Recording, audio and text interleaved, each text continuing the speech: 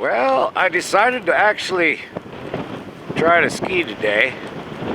I had to take the walk of shame. She's a little windy up here, so I can see the mic's capping out hard. That might not be good. Anyway, this thing only has an inboard mic. Anyway, there they are. Check it out. So it is being worked on. It is happening. It is happening. Look at that. They got the bull wheel down, baby. And yeah. So let's hope that everything goes super smooth.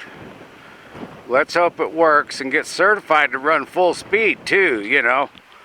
We want Skyliner back, but we also want her ripping at full speed. So anyway, yeah.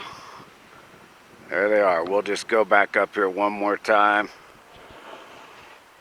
They're like, yeehaw. They're doing it. They're doing it. All right, good luck, boys. We want Sky to be back open. Skyliner Express, catching y'all a while ago. Well, it's later in the day. I thought I'd make one more pass up here. And the heroes are there. These guys are our heroes. And we really hope that we can get this chair running back at full speed when it's done too. Yeah.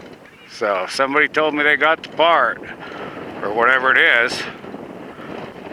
So let's pray. Pray for our beloved Skyliner Express, catching you all a while ago.